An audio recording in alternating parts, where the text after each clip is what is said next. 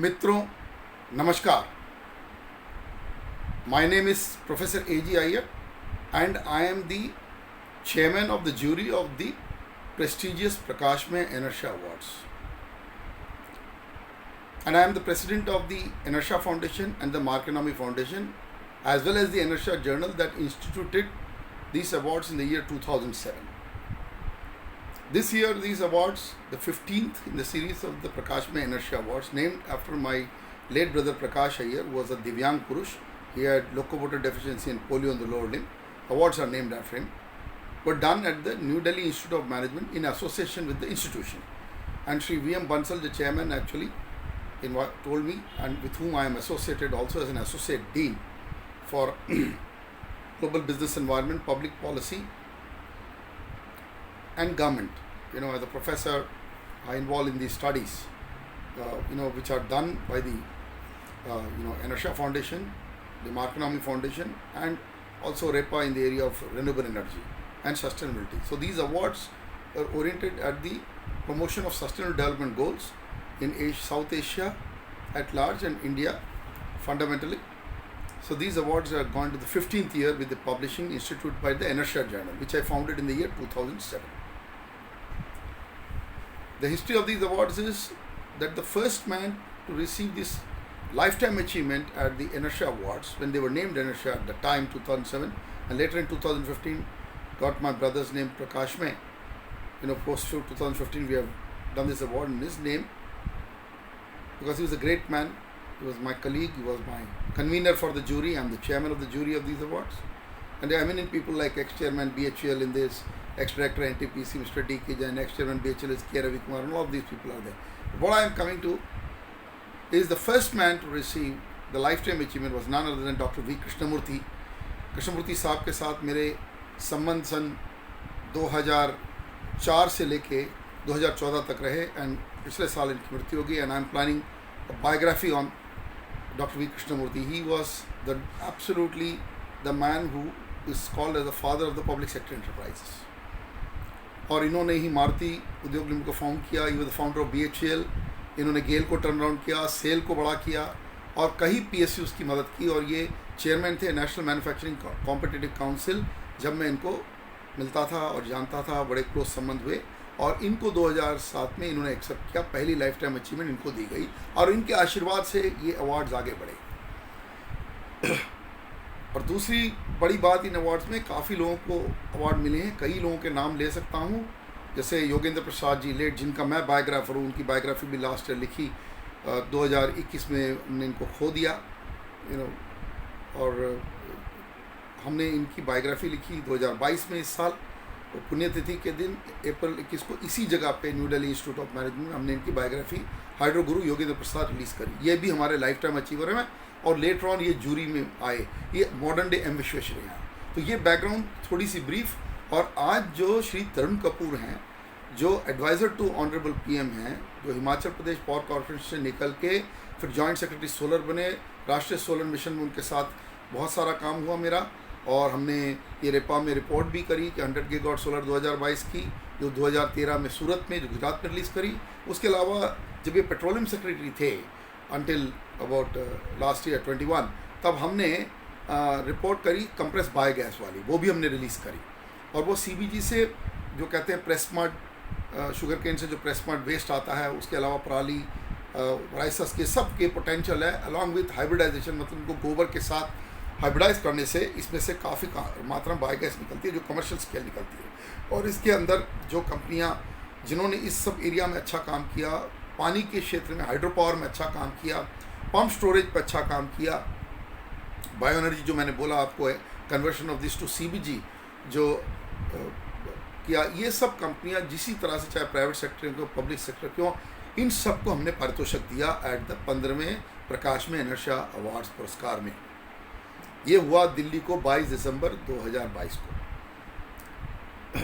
अब इसमें आप देखिए तो सबसे बढ़िया जो चीज़ बाहर निकल के आई, देखिए राज्यों को भी पुरस्कार दिया जाता है. तो शुरुआत ही हमने राज्य के पुरस्कार से करी इस अवार्ड में, और आंध्र प्रदेश राज्य को सबसे बढ़िया ऊर्जा राज्य घोषित किया गया. उसका केवल कारण है कि आंध्र प्रदेश केवल एकमात्र राज्य है जिसकी 6 करोड़ से नीचे पॉपुलेशन है, जनसंख्या है, 5.3 करोड़ के करीब इनकी जनसंख्या है, और उसमें उनके पास 27 गीगावाट की बिजली का एक्सेस है, और ऐसा कोई राज्य नहीं है इतनी एक्सेस। उसमें से 11 गीगावाट मीन्स 40% अक्षय ऊर्जा का उसमें योगदान है, जिसमें 1.6 गीगावाट जो है वो हाइड्रो के हैं, और बाकी जो 9 गीगावाट से ऊपर जो हैं वो आपके सोलर और विंड को मिला के, और बायो एनर्जी को, इवन बायोमास से वो बिजली बना रहे हैं, इनको मिला के किया गया। परंतु आज जो बायो एनर्जी में कंप्रेस बायोगैस या बायो सीएनजी की बात कर रहा हूँ, जो सतत स्कीम भारत सरकार की है, जिसकी हमने वाइट पेपर बनाई, सतत प्लस नाम की वाइट पेपर 2021 में, इसमें 3 लाख गाँव में ये प्लांट लग सकते हैं। इस वक्त केवल 5,000 की टेंडरिंग की प्रोजेक्ट की बात हो रही है, उसमें से तकरीबन 2,000 टेंडर में अवार्ड हो चुके हैं, और 100 प्लांट हमारे गतिशील हो गए हैं और वो एडवांस स्टेज में हैं, और 35 प्लांट ग्रिड में आ गए हैं। कुछ महीने पहले केवल 12 प्लांट चल रहे थे। इन्हीं 35 प्लांट में एक प्लांट जो state of the art technology से स्पेक्ट्रम रिन्यूएबल एनर्जी का बना है, उसको हमने इधर पारितोषिक दिया, इसको अवार्ड मिला, क्योंकि ये क्या है कि भारत की अर्थव्यवस्था को पूर्ण रूप से बदल सकता है। हाइड्रो में कई अवार्ड मिले, जैसे सतलज जल विद्युत निगम लिमिटेड जो है, जो नथवा जाकिर प्रोजेक्ट चलाती है, भारत की अभी सबसे बड़ी है, परंतु जब शुभांश्री बनेगी ये सबसे बड़ी प्रोजेक्ट हो जाएगी, उसको हमने बेस्ट हाइड्रो प्रोजेक्ट दिया। और लाइफ टाइम अचीवमेंट इस बार एक हाइड्रो पर्सन को दिया। प्रसाद साहब के बाद कहा जाता है, प्रसाद साहब मुझसे कहते थे कि अगर हमारे कोई बाद में कोई कुछ करें, बड़ा काम करें, वो तो इतने प्रिंसिपल हमारे तो ये मतलब बोलते हैं ना, प्रेमी हैं, और वो हमारे चेले हैं। ये बात बोली अभय कुमार सिंह जी के लिए, जो अभी रिटायर हुए 3 महीने पहले, चेयरमैन एनएचपीसी के। इनको हमने लाइफ टाइम अचीवमेंट दिया और ये रिसीव किया, और उन्हीं को हमने बाकी लोगों को अवार्ड देने के लिए के विजयनाथ जी, जो special chief secretary Andhra Pradesh के हैं, जो आंध्रा के लिए आए थे, उनको ही हमने प्रिसाइडिंग गेस्ट बनाया। इन्हीं के हाथों से बाकी लोगों को पारितोषिक दिया गया। उसके अलावा डॉक्टर वीके गर्ग, जो एक्स चेयरमैन पीएफसी हैं और रेगुलेटर हुआ करते थे, दिग्गज लोग, टीसी अरोड़ा तोशिबा के एडवाइज़र हैं, वो तोशिबा जापान की बहुत बड़ी कंपनी है, इनके एडवाइज़र हैं, ये सब हमारे साथ जुड़े हुए हैं पहले से। डीपी गोयल, जो करचम मांगतू 4 साल में हाइड्रो प्रोजेक्ट बनी थी, परंतु वो जेपी संभाल नहीं पाई, उसके बाद वो जेपी से जेएसडब्ल्यू के हाथ गया हुआ, उसके डायरेक्टर हमारे साथ थे, के गुप्ता एलएनटी के बड़े दिग्गज कंस्ट्रक्शन के, ये सब हमारे डाइस पे थे, इस तरह के लोग। और हमने डिफेंस सेक्टर के भी एक हमारे मित्र हैं, हमारे सीनियर एलुमनस एनआईटी कुरुक्षेत्र से, मैं एनआईटी कुरुक्षेत्र से पढ़ा हूँ, और मेरे सीनियर एलुमनस जो हैं वो डाइस पे थे, कॉमडोर भारत भूषण नागपाल वो भी थे। तो इन सभी लोगों को लेकर, और हेतल मेहता मेरे सूरत के एनआईटी सूरत के कलीग और सेतु फाउंडेशन के चेयरमैन सूरत से, वो स्पेशली आए थे इन अवार्ड्स के लिए। वो गवर्नमेंट ऑफ इंडिया के टेक्सटाइल कमेटी के अंदर भी वो मेंबर हैं, और बॉर्डरलैंड टेरिटरी रीजन के वो अभी एडवाइज़र हैं सेतु फाउंडेशन। उसके अलावा सेतु फाउंडेशन बनी है skill development in various areas में, उसमें एक एरिया ऊर्जा भी है। तो ये सारे लोग, इस तरह के दिग्गज लोग हमारे साथ जुड़े हुए थे, और हमने ये award under chairman for the day was doctor VM Bansal, जो एनडीआईएम के चेयरमैन है, वो भी हमारे सीनियर एडमिशन एनआईटी के, और वो एनडीआईएम इंडिया की मोस्ट प्रेस्टिजियस मैनेजमेंट इंस्टीट्यूशंस में से हैं, और मैं उसमें जुड़ा हुआ हूँ, जैसे आपको मैंने बताया। तो ये सारे लोग मिलके ये अवार्ड्स को डिसाइड किए, और हम लोग सब मिलके इस साल 25 अवार्ड दिए गए तकरीबन, और 25 अवार्ड दिए गए, और 25 अवार्ड में से कंपनियां, बड़ी धुरंधर कंपनियों को दिए गए। जैसे एनटीपीसी है, उसको भारत की सबसे सशक्त ऊर्जा कंपनी के नाम पे और ग्लोबली कम्पिटिटिव कंपनी के नाम पे अवार्ड दिया गया। इस संदर्भ में अवार्ड दिया गया। 70 गीगावाट उन्होंने अपनी कैपेसिटी बना ली है, और वो तैयार है, और इसी तरह की कैपेसिटी एनहांस करने में, ऑलमोस्ट इक्वल कैपेसिटी एनहांस करने के लिए कंपनी तैयार है। और गुरदीप सिंह उनके, जैसे हम कहते हैं कि जिस कंपनी में ज़रा लीडरशिप दिखी अच्छी सी, तो जनरली इन अवार्ड्स में क्या होता है कि हम कोशिश करते हैं कि उसकी जो लीडरशिप है उसको भी पारितोषिक दिया जाए जहाँ तक हो सके। कई जगहों में होता नहीं है, लेकिन जहाँ हो सके हम उसको लीडरशिप को देखते हैं, हम ज़रूर देते हैं। एग्जाम्पल, गुरदीप सिंह, उनको पावर सेक्टर की लीडरशिप का अवार्ड मिला, वो चेयरमैन एनटीपीसी हैं, और मेरे सीनियर एलुमनस फिर एनआईटी कुरुक्षेत्र के निकले ये, तो उनको दिया गया, और ये बहुत बड़ी कामयाबी थी उनकी। और जिस तरह से उन्होंने पैंडेमिक के टाइम पे देश की ऊर्जा प्रोडक्शन को संभाला है, एनटीपीसी में उनकी टीम ने काम किया है, वो बहुत सराहनीय है। इसके अलावा हमने कलकत्ता इलेक्ट्रिसिटी सप्लाई कंपनी, जो पहली लाइसेंस थी भारत की इलेक्ट्रिसिटी की, सीएससी लिमिटेड, उसको यूटिलिटी सेक्टर में ओवरऑल यूटिलिटी का अवार्ड दिया गया, क्योंकि इस तरह की कोई कंपनी नहीं जो जनरेशन, ट्रांसमिशन, डिस्ट्रीब्यूशन तीनों में अच्छा काम कर रही है। और उसको साथ लेके इंटीग्रेटेड रूप से समन्वय करके उसको सक्सेसफुली भारत में चला रही है। तो इस कंपनी को भी हमने अवार्ड दिया और इसके लोग कलकत्ता से इसको रिसीव करने आए। इसके अलावा जो ऊर्जा क्षेत्र में नोडल एजेंसीज जो है जॉइंट अवार्ड था, 2 अवार्ड जो साथ में अवार्ड दिए गए।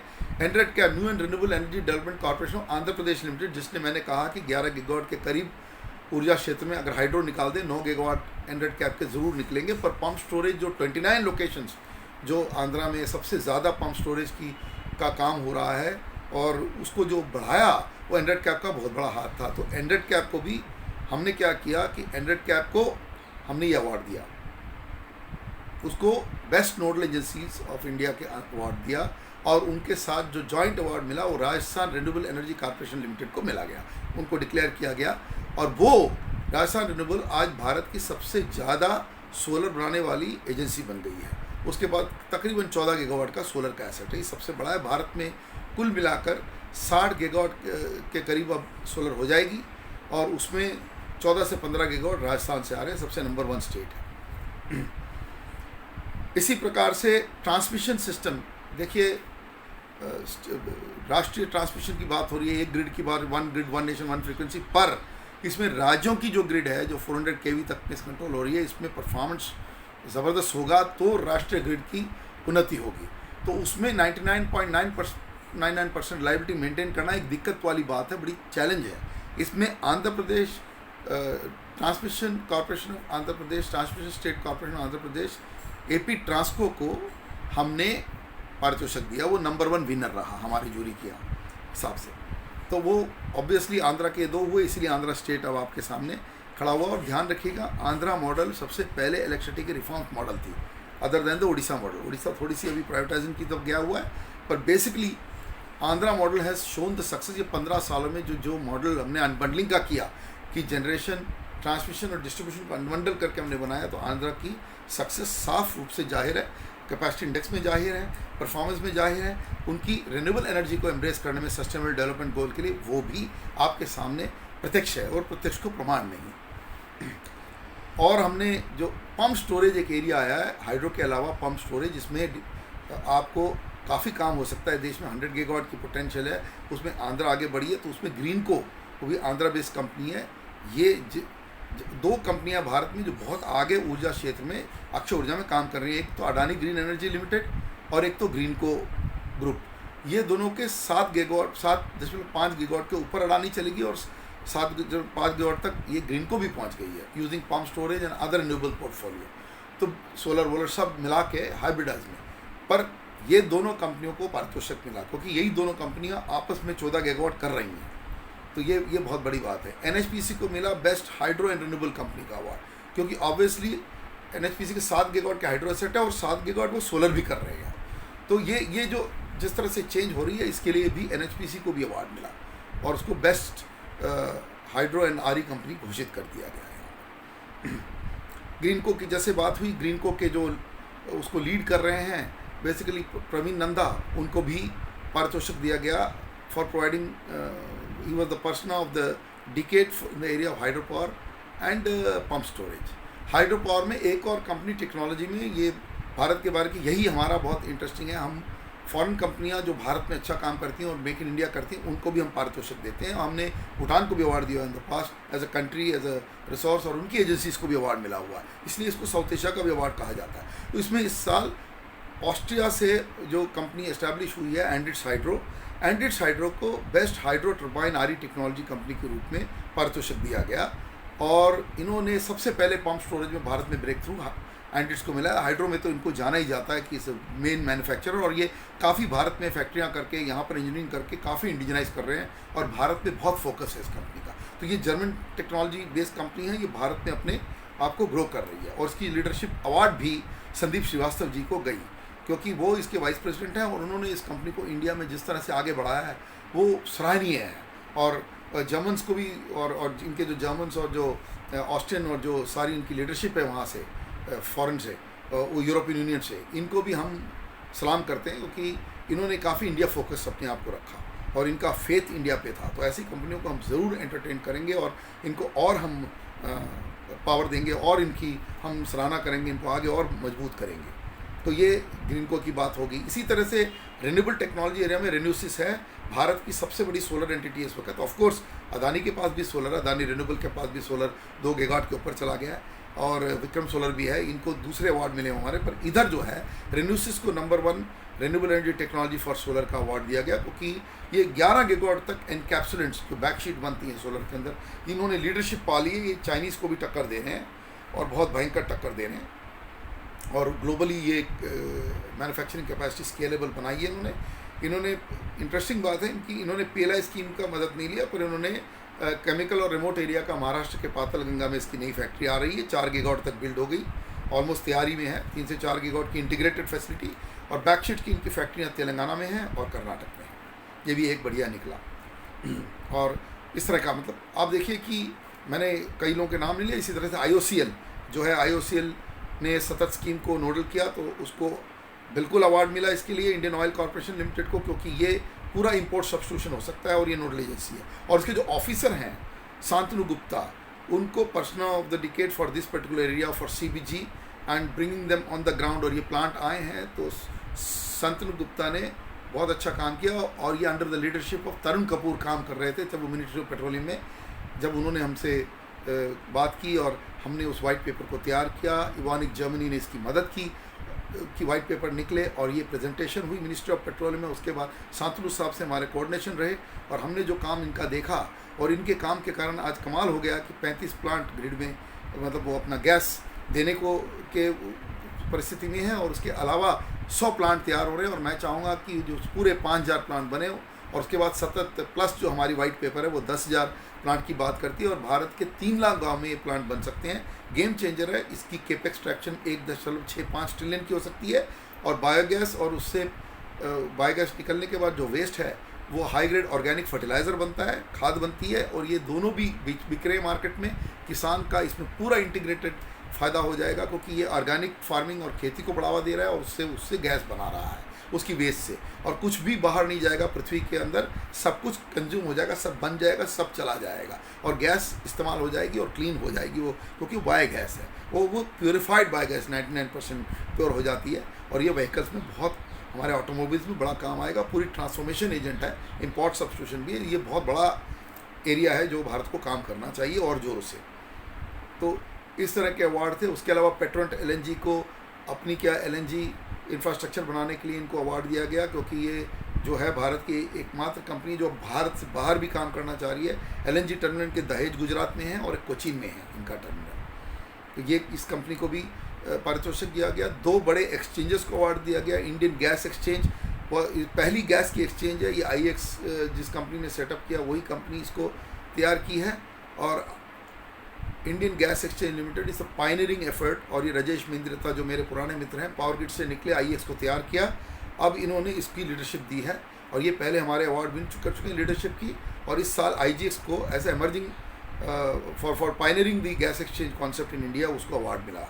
इसी प्रकार से एमर्जिंग पावर एक्सचेंज, मैं चाहता हूँ कि IEX के अलावा कहीं, हमारी जूरी में भी यही व्यू है कि एक्सचेंजेस में बिजली बेचने की कंपटीशन होनी चाहिए। इस वक्त 5% के करीब हमारी राष्ट्रीय इलेक्ट्रिसिटी का जो ट्रेडिंग होता है या डायरेक्ट सेल होती है, बेसिकली इन सिटू सेल, मतलब as is various condition sale and time of day tariff, और इस सब में सेल हो रही है। वो इंडियन एनर्जी एक्सचेंज में लीडर है, और IEX और IPX 2 एक्सचेंजेस थे। अब ये तीसरी एक्सचेंज HPX आ गई है, और उसको हमने पारितोषिक दिया as the emerging power exchange of India. तो हिंदुस्तान पावर एक्सचेंज को दिया गया। ये बनी है PTC India limited, Bombay stock exchange जो भारत का सबसे एफिशिएंट स्टॉक एक्सचेंज है, और ICICI बैंक, इन तीनों की कोलैबोरेशन से ये कंपनी पैदा हुई है, और इससे एक्सचेंजेस में भी कंपटीशन अच्छी खासी आएगी, इससे वहाँ देश का बहुत भला होगा। तो जैसे मेरे को याद आया, मैं क्योंकि ये वीडियो जितना शॉर्ट हो सके, लोग चाहते थे शॉर्ट हो, मैं कहाँ शॉर्ट करूँ, 25 अवार्ड दिए गए, तो कुछ अगर लोगों के नाम मेरे से मिस हो गए तो क्षमा चाहूँगा। पर ये इस तरह के हमने कोशिश करी, एक प्रयास किया कि देश में जो अच्छे काम हो रहे हैं वो हों। इसी प्रकार से हमने इंडिविजुअल अवार्ड में हमने एक कनाडा की based pension fund based company है, it's called pipeline infrastructure limited, ये हमारी एसेट मोनेटाइजेशन की कंपनी है। इसकी जो लीडरशिप और कंसेप्ट और गैस लिबरेशन में बहुत काम किया वो हमारे एक मित्र हैं अखिल मेहरोत्रा, इन्होंने कई साल काम किया है रेगुलेटरीज पे, इनके कई काम हैं, मिनिस्ट्री ऑफ पेट्रोलियम के कई बॉडीज़ में हैं और वो कई एडवाइजरी बोर्ड पे हैं। तो ये बड़े ज़बरदस्त आदमी हैं। गैस की इन्होंने भारत में एक तरह से लीडरशिप संभाल रखी है, तो इनको भी डॉइन ऑफ द डिकेड उसमें दिया गया इस एरिया में, गैस इकोनॉमिक एरिया में। तो मेरे को जिस तरह से लोग याद आते जा रहे हैं मैं उनके नाम ले रहा हूँ, क्योंकि मेमोरी से मैं ले रहा हूँ। अब हम जितना भी काम करें हम कभी कभी कुछ नाम इधर उधर भूल भी सकते हैं, कोई बड़ी बात नहीं है। सो इन सब चीज़ों के साथ और इसकी वीडियो भी चढ़ा देंगे। और एक तरुण कपूर साहब जो ऑनरी प्राइम मिनिस्टर के एडवाइज़र हैं, ऑनरेबल प्राइम मिनिस्टर के, वो पीएमओ में, उन्होंने जो हमें प्रेम से जो एडवाइस दिया इस और जो इन्होंने इसके ऊपर इस संदर्भ में जो बात की है वो बड़ी शॉर्ट है, वो भी मैं शेयर करूँगा। वीडियो उसकी शेयर हुई पड़ी है और ये वीडियो भी मेरी आपको समझाएगी और उसके बाद फुल अवार्ड की वीडियो भी कभी न कभी आएगी। तो ये एक था जो प्रकाश में 15वें एनर्शिया अवार्ड 2022 हुए, जो इससे हमें भारत के मूल रूप से ग्रोथ की बात करनी है, भारत की ग्रोथ को आगे ले जाना है। और अगर भारत की ग्रोथ को आगे बढ़ाना है तो सबसे पहले हमारा जो अभी ऊर्जा उत्पादन की जो इंस्टॉल्ड कैपेसिटी है या क्षमता कहते हैं जिसको, जो क्षमता है वो 400 गीगावाट के ऊपर चली जा चुकी है और उसको हमें डबल करना है 800 गीगावाट तक कम से कम। जब हम इसको करेंगे तो वो ये टारगेट मेरा 2027-28 का है, तो हमारी 6 ट्रिलियन की इकॉनमी के ऊपर पहुंच जाएगी। और इसको क्यों ध्यान करना चाहिए, क्योंकि अमेरिका के पास जो है उसके पास एक्सेस ऊर्जा की कैपेसिटी की तकरीबन 800 से 1000 गीगावाट की उनके पास कैपेसिटी है और उनकी केवल 33 करोड़ की पॉपुलेशन है। और जो चीन है हमारे बगल में बैठा है, उसकी कैपेसिटी इंडेक्स जो है वो 2000 गीगावाट पहुंच चुकी है, जिसमें से 1000 गीगावाट के रिन्यूएबल, 1200 गीगावाट रिन्यूएबल एनर्जी और 1000 गीगावाट कोल है। हमारे पास जो 400 गीगावाट में 205 गीगावाट करीब कोयले की है, बाकी सारी रिन्यूएबल एनर्जी है। उसमें भी हाइड्रो जो 47 गीगावाट है उसको बढ़ाना चाहिए, क्योंकि हाइड्रो जो 47 है वो 40 गीगावाट के रूप में आता है। सोलर हम अभी बनाना चाहिए पर उसकी कैपेसिटी इंडेक्स 400 गीगावाट की टारगेट करनी चाहिए, क्योंकि सोलर जो अभी 60 गीगावाट है वो हमें तकरीबन 20% उसका देगा, करीब 12 गीगावाट आपको देगा ग्रिड में। इसी तरह से विंड है, इंटरमिटेंट है, सोलर भी इंटरमिटेंट है पर वो एक फर्म टाइप पे डे में मिल जाता है, पर विंड तो पूरा इंटरमिटेंट है। तो विंड एनर्जी भी अपने को मिलेगी, वो 25% की एफिशिएंसी मिलती है, 40 गीगावाट के करीब है उससे थोड़ा ज़्यादा बढ़ जाएगा 42, तो आपको 10 गीगावाट आउटपुट मिलता है। तो दोनों मिलके भी जो हाइड्रो की अवेलेबिलिटी फैक्टर के हिसाब से ऑलमोस्ट 99% अवेलेबिलिटी के ऊपर सब चल रहा है, उसके सामने ये टक्कर नहीं दे सकते। वो अभी भी 40 गीगावाट आपको दे रहा है। तो पंप स्टोरेज, हाइड्रो, इन पे फोकस वापस आना चाहिए। और ये 100 साल के एसेट हैं, उसके बाद भी सब चल रहे हैं। हूवर डैम अमेरिका में आज तक चल रहा है, वो उस ज़माने में इस्टेब्लिश हुआ, वो 3-3 शहरों को आबाद कर रहा है। इताइपू प्रोजेक्ट ब्राज़ील में 12,500 मेगावाट का जो कहते हैं प्रोजेक्ट है, जिससे 12.5 गीगावाट, वो भले ही 3 गार्जर से छोटा है पर वो 4 कंट्रीज़ की मदद कर रहा है, which is Brazil, Uruguay, Argentina, Paraguay. तो इन सब को हाइड्रो की इंपॉर्टेंस को समझना और उसको लीड करना, वही प्रसाद साहब की लीडरशिप थी। मैंने कहा कि वो मॉडर्न डे एम विश्वेश्वरैया थे, वही थे। इसी प्रकार से जब डॉक्टर वी कृष्णमूर्ति आए थे 1956 में, उन्हें लाया गया प्लानिंग कमीशन में, पंडित नेहरू लाए और उसमें ही was responsible to as a member in the planning commission to promote power and industry. और उन्होंने उस समय कहा कि हमको इंजीनियर्स प्रोड्यूस करना है। उन्होंने इंजीनियर्स प्रोड्यूस करने के लिए उन्होंने कहा कि हर राज्य में एक इंजीनियरिंग कॉलेज सेटअप करना चाहिए राष्ट्रीय स्तर का। इस तरह से REC रीजनल इंजीनियरिंग कॉलेज बने, उसमें से NIT निकली। और मैंने वही किताब 12 अगस्त को रिलीज़ की है, NITs and the Indian economy, जो बहुत इंपॉर्टेंट किताब है, जिसमें इस हिस्ट्री को रिकॉर्ड किया। जो इनिशिएटर ऑफ NITs भी हैं, जो हमारे father of PSUs doctor V Krishnamurthy हैं, उन्होंने ही RECs के रूप में इसको देश को दिया। उसके बाद मुरली मनोहर जोशी जब वाजपेयी साहब की गवर्नमेंट में जब वो एजुकेशन मिनिस्टर बने, तो उनके सौजन्य से, उनके मदद से इसको घोषित किया गया कि ये नेशनल इंस्टीट्यूट ऑफ टेक्नोलॉजी बने।